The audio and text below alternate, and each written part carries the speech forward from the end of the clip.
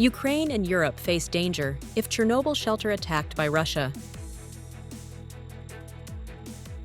Dialogue on administrative procedures in the land sector. Returning to a peaceful and thriving Catholic parish.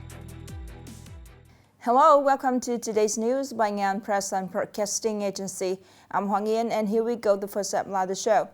The director of the Chernobyl nuclear power plant is warning that the damage from a Russian strike could cause the plant's internal radiation shelter to collapse, raising fears about renewed radioactive risk.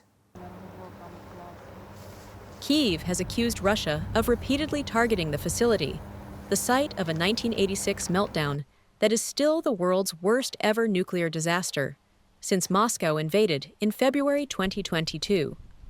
The Chernobyl director said that even a direct hit from a missile or drone, or even a collision in the vicinity, could cause a strong tremor similar to a small earthquake, enough to destabilize the existing shielding system, especially given the risk from short-range ballistic missiles like Russia's Iskander. Even though it is no longer generating electricity, Chernobyl remains a site of exceptionally high nuclear safety risk, not only for Ukraine, but for the entire European region.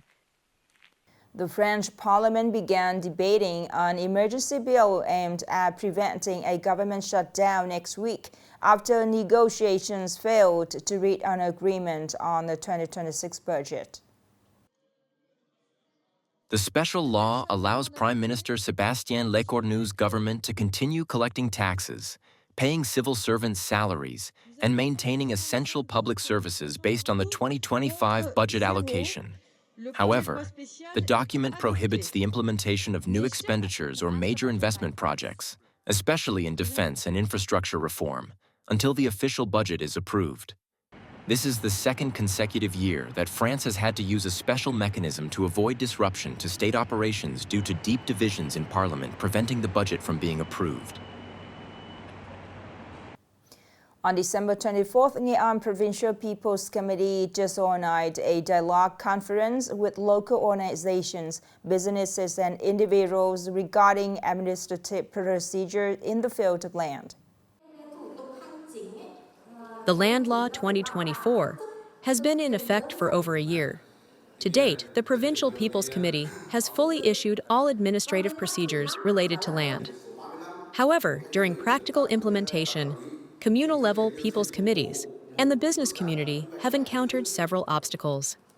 At the conference, the Department of Natural Resources and Environment, along with relevant sectors, focused on exchanging, discussing, and resolving issues related to four main groups of topics, including administrative procedures for land allocation and land lease to organizations and individuals for investment projects, administrative procedures for short-term land leases, administrative procedures for land price determination and the construction of land price tables, administrative procedures for organizations, businesses, selling assets attached to land leased by the state with annual rental payments. Upcoming are some updated news. On the morning of December 24th, the grand opening ceremony of the Sheraton Vinh Hotel took place in Thanh Vinh Ward, Nghệ An Province. This event marks a significant milestone in the development of the luxury hospitality industry in Nghệ An and the north-central region as a whole. Sheraton Vinh is the first international brand hotel in Nghệ An, part of the Sheraton Hotels and Resorts system, a world-renowned brand under the Marriott International Group. Located on Quang Trung Street in the heart of Vinh City, Sheraton Vinh boasts a prime location with easy connectivity to the city's key destinations. Just 7.5 kilometers from Vinh International Airport, the hotel effectively meets the needs of business travelers, entrepreneurs, and both domestic and international tourists.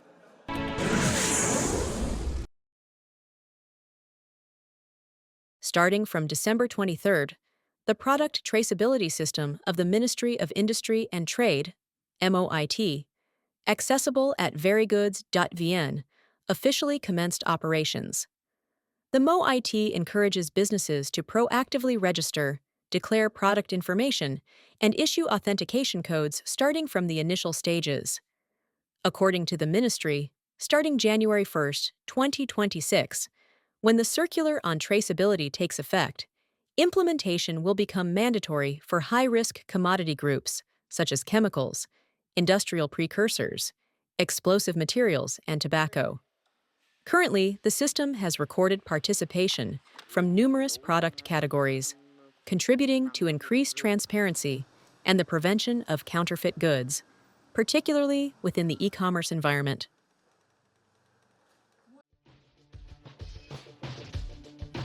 The sunflower field in Nghe Lam Commune, Nghệ An Province, will be temporarily closed to visitors for 2 days, from January 3rd to 4th, 2026. This temporary closure is to facilitate the organization of an internal running event called Run Towards the Sun 2026, launched by TH Group, aiming to raise funds to support underprivileged children with mobility disabilities. After the completion of internal activities, the sunflower field will reopen on January 5th, 2026, continuing to welcome locals and tourists from inside and outside the province.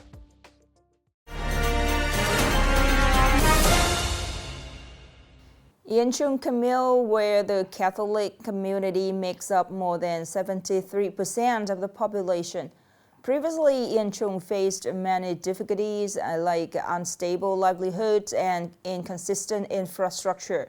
Returning to Yên Trung today, one can easily sense a new phase, a peaceful, well-built parish that is innovating and developing towards a civilized and sustainable future. More in the story today. Trang Nua Parish, consisting of 4 sub-parishes with over 3,200 parishioners, celebrates a new joy this year as it was elevated to a deanery within the Vinh diocese.